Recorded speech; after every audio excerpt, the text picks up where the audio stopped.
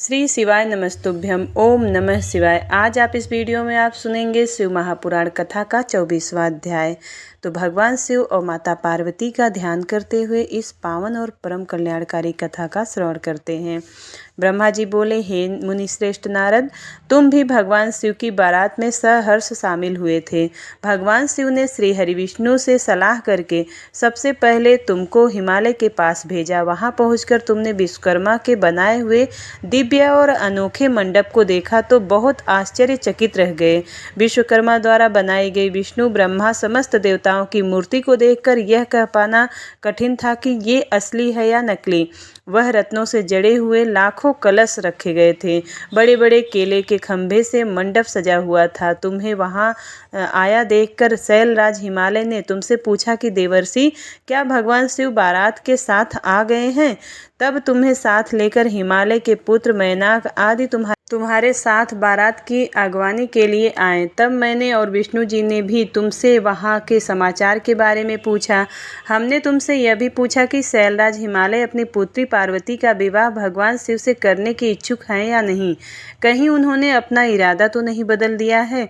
यह प्रश्न सुनकर आप मुझे विष्णु जी और देवराज इंद्र को एकांत स्थान में ले गए और वहाँ जाकर तुमने वहाँ के बारे में बताना शुरू किया। तुमने कहा कि देवताओं शैलराज हिमालय ने शिल्पी विश्वकर्मा से एक ऐसे मंडप की रचना करवाई है जिसमें आप सब देवताओं के जीते जागते चित्र लगे हुए हैं।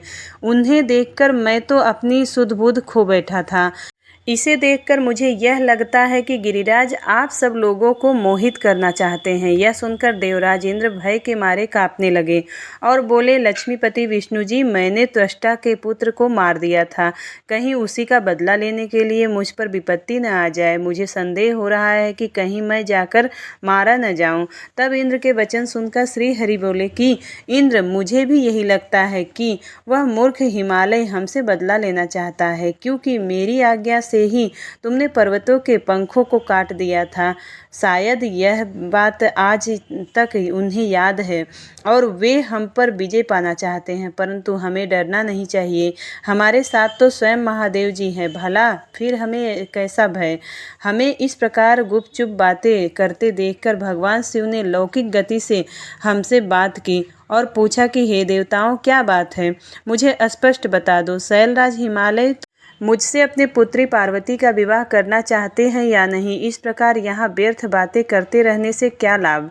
भगवान शिव के इन वचनों को सुनकर नारद तुम बोले, हे देवाधिदेव शिव जी, गिरिराज नंदिनी पार्वती से विवाह आपका तो निश्चित है, उसमें भला कोई विघ्न बाधा कैसे आ सकती है? तभी तो शैलराज हिमालय ने अपने पुत्रों मैनाक आदि को मेरे साथ बारात की आगवानी के लिए यहाँ भेजा है। मेरी चिंता का कारण दूसरा है। प्रभु, आपने मुझे हिमालय के यहाँ बारात के आगमन की सूचना देने के लिए भेजा था। तब मैं वहां पहुंचा तो मैंने विश्वकर्मा द्वारा बनाए गए मंडप को देखा। शैलराज हिमालय ने देवताओं को मोहित करने के लिए एक अद्भुत और दिव्य मंडप की रचना करवाई है। आपको यह जानकर आश्चर्य होगा कि वे सब इतने जीवंत हैं कि कोई भी उन्हें देखकर मोहित हुए बगैर नहीं रह सकता। उन चित्रों को देखकर ऐसा महसूस होता है कि वे अभी बोल पड़ेंगे। प्रभु, उस मंडप में श्री हरि, ब्रह्मा जी, देवराज इंद्र सहित सभी देवताओं, ऋषि मुनियों सहित अनेक जानवरों और पशु पक्षियों के सुंदर व लुभावने चित्र बनाए गए हैं। यही नहीं, मंडप में आपकी और मेरी भी प्रतिमूर्ति बनी है, जिन्हें देखकर मुझे यह लगा कि आप सब लोग यहाँ न होकर वही हिमालय नगरी में पहुँच गए हैं। नारद, तुम्हारी बातें सुनकर भगवान शिव मुस्कुराए और देवताओं से बोले, आप सभी इसको भय की कोई आवश्यकता नहीं है। शैलराज हिमालय अपनी प्रिय पुत्री पार्वती हमें समर्पित कर रहे हैं, इसलिए उनकी माया हमारा क्या बिगाड़ सकती है। आप अपने भय को त्याग कर हिमालय नगरी की ओर प्रस्थान कीजिए। भगवान शिव की आज्ञा पाकर सभी बाराती भय मुक्त होकर उत्साह और प्रसन्नता के साथ पुनः नाचते गाते शिव की बारात में चल दिए। शैलराज हिमालय के पुत्र मैनाक आगे आगे चल रहे थे और बाकी सभी उनका अनुसरण कर उनके पीछे पीछे चल रहे थे। इस प्रकार बारात हिमालयपुरी जा पहुंची। ब्रह्मा जी बोले, भगवान शिव अपनी विशाल बारात के साथ हिमालय पुत्रों के पीछे चलकर हिमालय नगरी पहुंच गए। जब गिरिराज हिमालय ने उनके आगमन का समाचार सुना तो वे प्रसन्नता पूर्वक भक्ति से ओतप्रोत होकर भगवान शिव के दर्शन के लिए स्वयं आए। हिमालय का हृदय प्रेम की अधिकता के कारण द्रवित हो उठा था और वे अपने भाग्य को सराह रहे थे। हिमालय अपने साथी पर्वतों को साथ लेकर बारात की अगवानी के लिए पहुंचे। भगवान शंकर की बारात देखकर शैलराज हिमालय आश्चर्यचकित रह गए। तत्पश्चात देवता और पर्वत प्रसन्नता पूर्वक इस प्रकार एक दूसरे के गले लगे मानो पूर्व और पश्चिम के समुद्रों का मिलन हो रहा है। सभी अपने को धन्य मान रहे थे। इसके बाद शैलराज महादेव जी के पास पहुंचे और दोनों हाथ जोड़कर उनको प्रणाम करके स्तुति करने लगे। सभी पर्वतों और ब्राह्मणों ने भी शिव जी की वंदना की। शिव जी अपने वाहन बैल पर बैठे थे। भगवान शिव आभूषणों से विभूषित हो रहे थे तथा दिव्य प्रकाश से आलोकित थे। उनके लावण्य से सारी दिशाएं प्रकाशित हो रही थी। भगवान शिव के मस्तक पर रत्नों से जड़ा हुआ मुकुट शोभा पा रहा था। उनके गले में अन्य अंगों पर लिपटे सर्प उनके स्वरूप को अद्भुत और शोभनीय बना रहे थे। उनकी अंग कांति दिव्य और अलौकिक थी। अनेक शिवगण हाथ में चंवर लेकर उनकी सेवा कर रहे थे। उनके बाएं भाग में भगवान श्री हरि विष्णु और दाएं भाग में स्वयं ब्रह्मा थे और समस्त देवता भगवान शिव की स्तुति कर रहे थे। नारद, जैसा तुम जानते हो कि भगवान शिव परम ब्रह्म परमात्मा है, वे ही सबके ईश्वर हैं। वे इस जगत का कल्याण करते हैं, अपने भक्तों की सभी इच्छाओं को पूरा कर उन्हें मनवांछित फल प्रदान करते हैं। वे सदा ही अपने भक्तों के अधीन रहते हैं। वे सच्चिदानंद स्वरूप हैं और सर्वेश्वर हैं। उनके बाएं भाग में श्री हरि विष्णु गरुड़ पर बैठे थे तो दाएं भाग में मैं ब्रह्मा स्थित थे और हम तीनों के स्वरूप का एक साथ दर्शन कर गिरिराज आनंद मग्न हो गए। तत्पश्चात शैलराज ने शिव जी के पीछे तथा उनके आसपास खड़े सभी देवताओं के सामने अपना मस्तक झुकाया और सभी को बारंबार प्रणाम किया। फिर भगवान शिव की आज्ञा लेकर शैलराज हिमालय अपने निवास की ओर चल दिए और वहां जाकर उन्होंने सभी देवताओं, ऋषि मुनियों एवं अन्य बारातियों को ठहरने की उत्तम व्यवस्था की। हिमालय ने प्रसन्नता पूर्वक अपने पुत्रों को बुलाकर कहा कि तुम सभी भगवान शिव के पास जाकर उनसे प्रार्थना करो कि वे स्वयं अति शीघ्र यहाँ पधारें। मैं उन्हें अपने भाई बंधुओं से मिलवाना चाहता हूँ। तुम वहाँ जाकर कहो कि मैं उनकी यहाँ प्रतीक्षा कर रहा हूँ। अपने पिता गिरिराज हिमालय की आज्ञा पाकर उनके पुत्र उस ओर चल दिए जहाँ बारात के ठहरने की व्यवस्था की गई थी। वहाँ वे भगवान शिव के पास पहुँचे। प्रणाम करके उन्होंने अपने पिता द्वारा कही हुई बातों को शिव जी को अवगत करा दिया। तब भगवान शंकर ने कहा कि तुम जाकर अपने पिता से कहो कि हम शीघ्र ही वहाँ पहुँच रहे हैं। शिव जी ने आज्ञा लेकर हिमालय के पुत्र वापस चले गए। तत्पश्चात देवताओं ने तैयार होकर गिरिराज हिमालय के घर की ओर प्रस्थान किए। महादेव जी के साथ भगवान विष्णु और ब्रह्मा शीघ्रता पूर्वक चलने लगे। तभी देवी पार्वती की माता मैना ने मन में त्रिलोकीनाथ भगवान के शिव को देखने की इच्छा हुई। इसलिए देवी मैना ने तुमको संदेश भेजकर अपने पास बुलवा लिया। भगवान शिव से प्रेरित होकर मैना की हार्दिक इच्छा को पूरा करने के लिए आप वहां गए।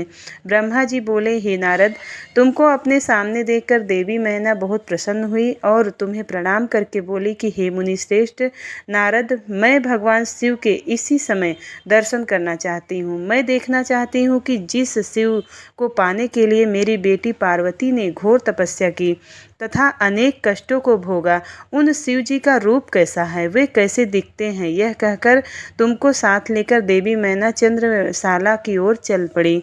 इधर भगवान शिव भी मैना के इस अभिमान को समझ गए और मुझसे वह विष्णु जी से बोले कि तुम सब देवताओं को अपने साथ लेकर गिरिराज हिमालय के घर पहुँचो। मैं भी अपने गणों के साथ साथ पीछे पीछे आ रहा हूँ। भगवान विष्णु ने इसे भगवान शिव की आज्ञा माना और सब देवताओं को बुलाकर उनकी आज्ञा का पालन करते हुए शैलराज के घर की ओर प्रस्थान किए। देवी मैना तुम्हारे साथ अपने भवन की सबसे ऊंचे स्थान पर जाकर खड़ी हो गई। तब देवताओं की सजी सजाई सेना को देखकर मैना बहुत प्रसन्न हुई। बारात में सबसे आगे सुंदर वस्त्रों एवं आभूषणों से सजे हुए गंधर्वगण अपने वाहनों पर सवार होकर बाजे बजाते और नृत्य करते हुए आ रहे थे। इनके गण अपने हाथों में ध्वज की पताका लेकर उसे फहरा रहे थे। साथ में स्वर्ण की सुंदर अप्सराएं मुग्ध होकर नृत्य कर रही थी। उनके पीछे वसु आ रहे थे। फिर मणि की ग्रीवादि यक्ष, यमराज, नृति, वरुण, वायु, कुबेर, ईशान, देवराजेंद्र, चंद्रमा, सूर्य, भृगु आदि देव व मुनीश्वर एक से एक सुंदर और मनोहारी रूप के स्वामी थे और सर्वगुण संपन्न जान पड़ते थे। उन्हें देखकर नारद वह तुमसे यही प्रश्न करती थी कि क्या ये शिव? तब तुम मुस्कुराकर यह उत्तर देते थे कि नहीं, ये भगवान शिव के सेवक हैं। देवी मैना यह सुनकर हर्ष से विभोर हो जाती कि जब उनके सेवक इतने सुंदर और वैभवशाली हैं तो वे स्वयं कितने रूपवान और ऐश्वर्य संपन्न होंगे। उधर दूसरी ओर भगवान शिव जी जो कि सर्वेश्वर हैं, उनसे भला जगत की कोई बात कैसे छिप सकती है। वे मैना देवी के हृदय की बात तुरंत जान गए और मन ही मन उन्होंने मन में उत्पन्न अहंकार का नाश करने का निश्चय कर लिया। तभी वहां से जहां मैना और नारद तुम खड़े थे, श्री हरि विष्णु पधारे। उनकी कांति के सामने चंद्रमा की क्रांति भी फीकी पड़ जाती। वे जलंधर के समान श्याम तथा चार भुजाधारी थे और उन्होंने पीले वस्त्र पहन रखे थे। उनके नेत्र कमल दल के समान सुंदर व प्रकाशित हो रहे थे। वे गरुड़ पर विराजमान थे। शंख चक्र आदि उनकी शोभा में वृद्धि कर रहे थे। उनके सिर पर मुकुट जगमगा रहा था और वे वक्षस्थल में श्रीवत्स का चिन्ह था। उनका सौंदर्य अप्रतिम तथा देखने वालों को मंत्रमुग्ध करने वाला था। उन्हें देखकर देवी मैना के हर्ष की कोई सीमा न रही और तुमसे बोली कि जरूर ये ही मेरे पार्वती के पति भगवान शिव होंगे। नारद जी देवी मैना के वचनों को सुनकर आप मुस्कुराए और उनसे बोले कि देवी, ये आपकी पुत्री पार्वती के पति भगवान शिव नहीं हैं, क्षीर सागर के स्वामी और जगत के पालक श्री हरि विष्णु हैं। ये भगवान शिव के प्रिय और उनके कार्यों के अधिकारी भी हैं। हे देवी, गिरिजा के पति भगवान शिव तो संपूर्ण ब्रह्मांड के अधिकारी हैं। वे सर्वेश्वर हैं और वही परम ब्रह्म परमात्मा हैं। वे विष्णु जी से भी बढ़कर हैं। तुम्हारी ये बातें सुनकर मैना जी शिव के बारे में बहुत कुछ सोचने लगी कि मेरी पुत्री बहुत भाग्यशाली और सौभाग्यवती है, जिसे धन, वैभव और सर्वशक्ति संपन्न वर मिला है। यह सोचकर उनका हृदय हर्ष से प्रफुल्लित हो रहा था। वे शिव जी को दामाद के रूप में पाकर अपने कुल का भाग्योदय मान रही थी। वे कह रही थी कि पार्वती को जन्म देकर मैं धन्य हो गई। मेरे प्रति गिरिराज हिमालय भी धन्य हो गए। मैंने अनेक तेजस्वी देवताओं के दर्शन किए। इन सभी के द्वारा पूज्य और इन सबके अधिपति मेरी पुत्री पार्वती के पति हैं। फिर तो मेरा भाग्य सर्वथा सराहने योग्य है। इस प्रकार मैना अभिमान में आकर जब यह सब कह रही थी, उसी समय उसका अभिमान चूर करने के लिए अपने अद्भुत रूप वाले गणों को आगे करके शिवजी भी आगे बढ़ने लगे। भगवान शिव के सभी गण मैना के अहंकार और अभिमान का नाश करने वाले थे। भूत, प्रेत, पिशाच आदि अत्यंत कुरूप गणों की सेना सामने से आ रही थी। उनमें से कई बवंडर का रूप धारण किए थे। किसी की टेढ़ी सूंड थी, किसी के होठ लंबे थे, किसी के चेहरे पर सिर्फ दाढ़ी मूछें ही दिखाई देती थी, किसी के सिर पर बाल नहीं थे तो किसी के सिर पर बालों का घना जंगल था, किसी की आंखें नहीं थी तो कोई अंधा था, कोई काड़ा था और किसी को नाक ही नहीं थी। कोई हाथों में बड़े भारी भारी मुग्दर लिए था और औधा औधा लेकर चल रहा था। कोई वाहन पर उल्टा होकर बैठा हुआ था तो उनमें से कितने ही लंगड़े थे। किसी ने दंड और पास ले रखे थे। सभी शिवगण अत्यंत कुरूप और विकराल दिखाई देते थे। कोई सींग बजा रहा था, कोई डमरू, तो कोई गोमुख को बजाता हुआ आगे बढ़ रहा था। उनमें से किसी का सिर नहीं था तो किसी के धड़ का पता नहीं चल रहा था, तो किसी के अनेक मुख थे, किसी के चेहरे पर अनगिनत आंखें लगी थी तो किसी के अनेकों पैर थे, किसी के हाथ थे तो किसी के अनेक कान थे तो किसी के अनेकों सिर थे। सभी शिवगणों ने अचंभित रूप वाली वेशभूषा धारण की हुई थी। कोई आकार में बहुत बड़ा था तो कोई बहुत छोटा था। वे देखने में बहुत ही भयंकर लग रहे थे। उनकी लंबी चौड़ी विशाल सेना मदमस्त होकर नाचते गाते हुए आगे बढ़ रही थी। तभी तुमने अंगुली के इशारे पर शिव गढ़ों को दिखाते हुए देवी मैना से कहा कि ये कर लो, दर्शन करना है। देवी पहले आप भगवान शिव के गढ़ों को देख लें। तत्पश्चात महादेव जी भूत प्रेतों की इतनी बड़ी सेना को देखकर मैना देवी भय से कांपने लगी। इसी सेना के बीच में 5 मुख वाले, 3 नेत्रों, 10 भुजाओं वाले, शरीर पर भस्म लगाए, गले में मुंडों की माला पहने, गले में सर्पों को डाले, बाघ की खाल को ओढ़े, पिनाक धनुष हाथ में उठाए, त्रिशूल कंधे पर रखकर बड़े कुरूप और बूढ़े बैल पर चढ़े हुए भगवान शंकर देवी मैना को दिखाई दिए। उनके सिर पर जटाजूट थी और आंखें भयंकर लाल थी। नारद, तभी तुमने मैना को बताया कि वे ही भगवान शिव है। तुम्हारी यह बात सुनकर देवी मैना अत्यंत व्याकुल होकर तेज वायु के झकोरे लगने से टूटी लता के समान धरती पर धड़ाम से गिरकर मूर्छित हो गई। उनके मुख से सिर्फ यही शब्द निकले कि सबने मिलकर मुझे छल कपट से राजी किया है। मैं सबके आग्रह को मानकर बर्बाद हो गई। मैना के इस प्रकार बेहोश हो जाने पर उनकी अनेकों दासियां वहां भागती हुई आ गई। अनेकों प्रकार के उपाय करने के पश्चात धीरे धीरे मैना को होश आई। ब्रह्मा जी बोले, नारद, जब हिमालय पत्नी मैना को होश आया तब वे बड़ी दुखी हुई और रोए जा रही थी। उनका जोर जोर से दहाड़े मार मार कर रोना रुकने का नाम ही नहीं ले रहा था। वे रोते हुए अपने पुत्रों पुत्री तथा अपने पति गिरिराज हिमालय सहित देवर्षि नारद व सप्त ऋषियों की निंदा करते हुए उन्हें कोस रही थी। मैना बोली, हे नारद मुनि, आपने ही हमारे घर आकर यह कहा था कि शिवा शिव का वरण करेगी। तुम्हारी बातों को मानकर हम सब ने अपनी पुत्री पार्वती को भगवान शिव की तपस्या करने के लिए वनों में भेज दिया। मेरी बेटी ने अपने तप के द्वारा सभी को प्रसन्न कर दिया। उसने ऐसी तपस्या की जो कि बड़े बड़े ऋषि मुनियों के लिए भी कठिन है, परंतु उसकी इतनी पूजा आराधना पर यह फल मिले उसे, जो कि मेरे देखने में भी दुख देने वाला है। इसे देखकर हमें अत्यंत दुख और भय प्राप्त हो रहा है। हे भगवान, मैं क्या करूं, कहाँ जाऊं? भला कौन इसे इस असहाय दुख से छुटकारा दिला सकता है? मैं तो किसी को भी अपना मुंह दिखाने योग्य नहीं रही।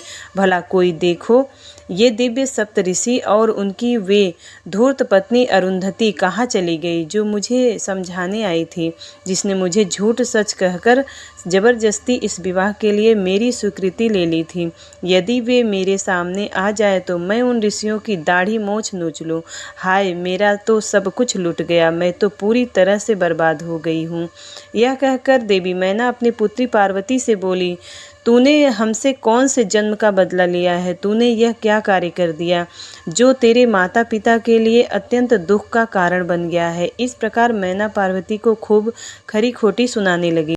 वे कहने लगी कि ना समझ, तूने सोने के बदले कांच खरीद लिया है। सुंदर सुगंधित चंदन को छोड़कर अपने शरीर पर कीचड़ का लेप कर लिया है। यह मूर्ख तो यह भी नहीं समझती कि इसने हंस को उड़ाकर उसके स्थान पर कौवे को पाल लिया है। गंगा जल, जिसे सबसे पवित्र समझा जाता है, उसको फेंककर कुएं के जल को पी लिया है। उजाले को पाने की चाह लेकर उसके स्रोत सूर्य को छोड़कर जुगनू को पकड़ने के लिए दौड़ रही है। चावल के भूखे को रखकर अच्छे चावलों को फेंक रही है। बेटी, तूने हमारे कुल के यश का सर्वनाश करने की इच्छा कर ली है। तभी तो मंगलमयी विभूति को फेंककर घर में चिता की अमंगलमयी राख को लाना चाहती है। जानवरों के सिरमौर सिंह को त्याग कर सियार के पीछे पड़ी है। पार्वती, तूने बड़ी भारी मूर्खता कर दी है। जो सूर्य, चंद्रमा, श्री हरिविष्णु और देवराज इंद्र जैसे सुंदर, सर्वगुण संपन्न, परम ऐश्वर्य और वैभव के स्वामियों को छोड़कर दुष्ट नारद की बातों में आकर एक महाकुरूप शिव के लिए रात दिन वनों के खाक छानती रही और घोर तपस्या करती रही। तुझे, तेरी बुद्धि, तेरे रूप तथा तेरी सहायता करने वाले प्रत्येक उस मनुष्य को धिक्कार है जिसने तुझे गलत राह पर चलने की मदद की। हमको भी धिक्कार है जो मैंने और तेरे पिता ने तुझे जन्म दिया। सुबुद्धि देने वाले उन सप्त ऋषियों को भी धिक्कार है जिन्होंने गलत उपदेश देकर मुझे गलत रास्ते पर लाकर खड़ा कर दिया। उन्होंने तो मेरा घर जलाने का पूरा प्रबंध कर दिया है। मेरे कुल की सर्वनाश कगार पर ले आए हैं। पार्वती, मैंने तो कितना समझाया पर तू अपनी जिद पर अड़ी रही। पर अब मैं नहीं अब मैं तेरी एक भी नहीं सुनूंगी। मैं तो अभी तुझे मार डालूंगी। तुझे जीवित रखने का अब कोई प्रयोजन नहीं है। तुझे मारकर खुद की जीवन लीला भी समाप्त कर दूंगी, भले ही मुझे नरक का भागी क्यों न होना पड़े। मेरा दिल करता है कि मैं तेरा सिर काट दूं, तेरे शरीर के टुकड़े टुकड़े कर दूं, तुझे छोड़कर कहीं चली जाऊं। यह कहकर देवी मैना मूर्छित होकर फर्श पर गिर पड़ी। तब उस समय उनकी ऐसी हालत देखकर सभी देवता उन्हें समझाने के लिए उनके पास गए। सबसे पहले मैं ब्रह्मा जी ने उनके पास गए। तब मुझे वहाँ देखकर नारद, तुमने कहा कि देवी आपको इस बात का ज्ञान नहीं है कि शिव जी बहुत सुंदर हैं। अभी तुमने उनका सही स्वरूप देखा ही नहीं है। अभी जो कुछ तुमने देखा है वह उनकी लीला मात्र है। देवी आप अपने क्रोध को त्याग दें और स्वस्थ होकर शुद्ध हृदय से विवाह का कार्य आरंभ करें। इतना सुनना था कि मैना के क्रोध की अग्नि भभक उठी। वे बोली, दुष्ट नारद, यहाँ से इसी समय चला जा। तू दुष्टों का भी दुष्ट है और नीच है। तू मेरे सामने भूलकर भी मत आना। इसी समय यहाँ से निकल जाओ। मैं तेरी सूरत तक नहीं देखना चाहती। मैना के ये वचन सुनकर इंद्रादि देवता दौड़कर वहाँ चले आए और बोले, हे पितरों की कन्या मैना, भगवान शिव तो इस समस्त चराचर जगत के स्वामी है। वो तो सबको सुख देने वाले तथा सबको मनवांछित वर देने वाले सर्वेश्वर हैं। वे तो भक्त वत्सल हैं और सदा ही अपने भक्तों के अधीन रहते हैं। आपकी पुत्री पार्वती ने कठिन तप करके भगवान शिव को प्रसन्न किया है तथा वरदान के रूप में उनको अपना पति होने का वर प्राप्त किया है। तभी तो आज वे अपने दिए गए वरदान को पूरा करने के लिए उनका प्राणी ग्रहण करने के लिए यहाँ पधारे हैं। यह सुनकर मैना और अधिक रोने लगी और बोली, शिव तो बहुत भयंकर हैं। मैं अपनी पुत्री पार्वती कदापि उन्हें नहीं दूंगी। आप सब देवता क्यों ये षड्यंत्र रच रहे हैं? आप मेरी प्राण प्रिय फूलों के समान कोमल पुत्री को क्यों इन भूत प्रेतों के हवाले करना चाहते हैं? इस प्रकार देवी मैना सब देवताओं पर क्रोधित होकर उन्हें फटकारने लगी। जब वशिष्ठ आदि सप्त ऋषियों ने देवी मैना के इस प्रकार के वचन सुने तो वे भी मैना को समझाने के लिए उनके निकट आ गए। तब वे बोले, हे पितरों की कन्या मैना, हम तो तुम्हारा कार्य सिद्ध करने के लिए यहाँ आए हैं। भगवान शिव का दर्शन तो सभी पापों का नाश करने वाला है और यहाँ तो वे स्वयं आपके घर पधारे हैं। इस बात को सुनकर भी देवी मैना को कोई संतोष नहीं हुआ। उनका क्रोध यथावत रहा तथा उन्होंने फिर कहा कि मैं पार्वती के टुकड़े टुकड़े कर दूंगी, परंतु उसको शिव के साथ नहीं भेजूंगी। दूसरी ओर देवी मैना के इस व्यवहार से चारों ओर हाहाकार मच गया। जब शैलराज हिमालय को मैना के इस व्यवहार की सूचना मिली तो वे फौरन दौड़ते हुए अपनी पत्नी के पास आए और बोले, हे प्रिय, तुम इतनी क्रोधित क्यों हो रही हो? देखो हमारे घर में कौन कौन से महात्मा पधारे हैं से और तुम इनका अपमान कर रही हो। तुम भगवान शंकर के भयानक रूप को देखकर भयभीत हो गई हो। देवी वे तो सर्वेश्वर हैं। भय करना छोड़कर उनके मंगलमय रूप का दर्शन करो। विवाह के शुभ कार्यों का शुभारंभ करो। अपने हठ को छोड़ो और क्रोध का त्याग कर शिव पार्वती के विवाह का मंगलमय कार्यों को संपन्न करो। देवी तुम जानती हो कि भगवान शिव अनुपम लीलाएं करते हैं। यह भी उनकी लीला का एक भाग ही है। अतः तुम अपने मन के डर को दूर करके यथाशीघ्र पूर्ववत कार्य करो। शैलराज हिमालय के ये वचन सुनकर उनकी पत्नी मैना अत्यंत क्रोधित हो गई और बोली, हे स्वामी, आप ऐसा करिए कि पार्वती के गले में रस्सी बांधकर उसे पर्वत के नीचे गिरा दीजिए या फिर उसे समुद्र में डुबा दीजिए। चाहे कुछ भी करके उसकी जीवन लीला समाप्त कर दीजिए। मैं आपको कुछ नहीं कहूँगी, परंतु मैं पार्वती का हाथ किसी भी परिस्थिति में शिव को नहीं सौंपूंगी। यदि फिर भी आपने हठपूर्वक पार्वती का विवाह शिव से करने की ठान ली है तो मैं अपने प्राणों को त्याग दूंगी। अपनी माता मैना के ऐसे वचन सुनकर पार्वती उनके करीब आकर बोली, माता, आप तो ज्ञान की प्रतिमूर्ति हैं। आप सदा ही धर्म के पथ का अनुसरण करने वाली हैं। भला आज ऐसा क्या हो गया जो आप धर्म के मार्ग से विमुख हो रही हैं?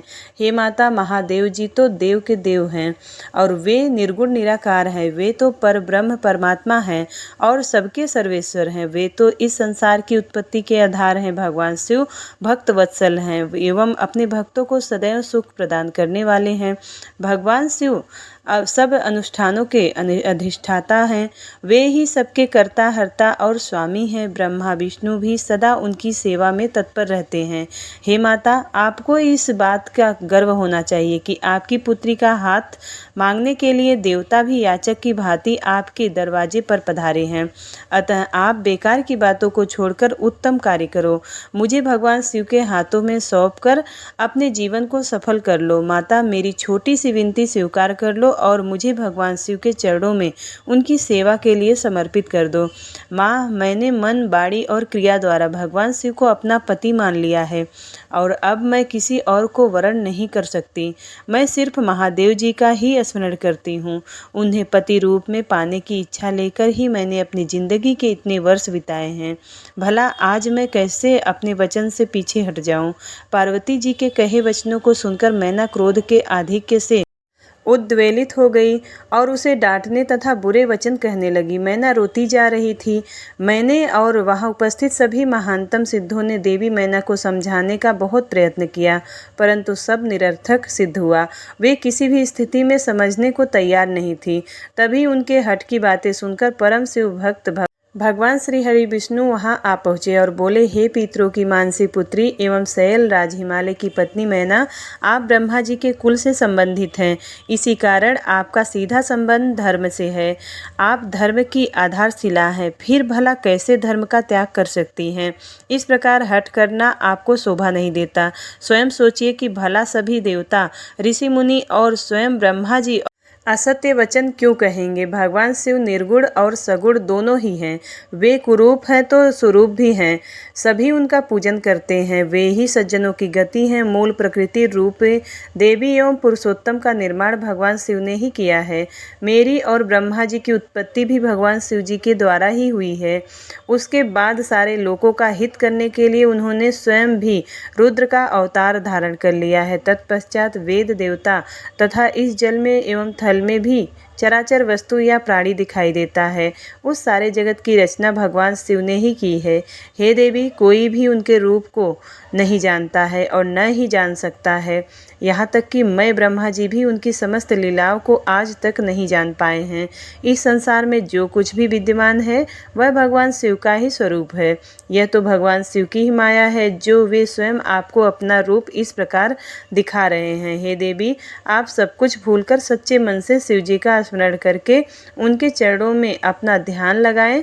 आपके सारे दुख और कलेश मिट जाएंगे और आपको परम सुख की प्राप्ति होगी। श्री हरि विष्णु द्वारा जब मैना को इस प्रकार समझाया गया तो देवी मैना का क्रोध कुछ कम हुआ। वस्तुतः शिव जी की माया से मोहित होने के कारण ही वे यह सब कर रही थी। कुछ शांत होने पर उन्होंने कुछ देर मन में विचार किया।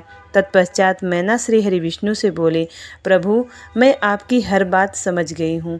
मैं यह भी जानती हूँ कि भगवान शिव सर्वेश्वर हैं और इस जगत के कण कण में व्याप्त हैं। मैं आपकी इच्छानुसार भगवान शिव को अपनी पुत्री सौंप सकती हूँ, पर मेरी एक शर्त है। तब विष्णु जी के आग्रह करने पर देवी मैना ने कहा कि यदि महादेव जी सुंदर शरीर धारण कर ले तो मैं सहर्ष अपनी पुत्री पार्वती का विवाह उनसे कर दूंगी। ऐसा कहकर देवी मैना चुप हो गई। धन्य है भक्त वत्सल त्रिलोकीनाथ भगवान शिव की यह माया जो आपको मोह में डालने वाली है। श्री शिवाय नमस्तुभ्यम। 24वां अध्याय समाप्त। उम्मीद करती हूँ वीडियो आपको पसंद आया होगा। यदि वीडियो पसंद आता है तो वीडियो को लाइक ज़रूर करिएगा। चैनल पर पहली बार आए हैं तो सब्सक्राइब ज़रूर करिएगा। मिलती हूँ अगली वीडियो में, तब तक के लिए हर हर महादेव।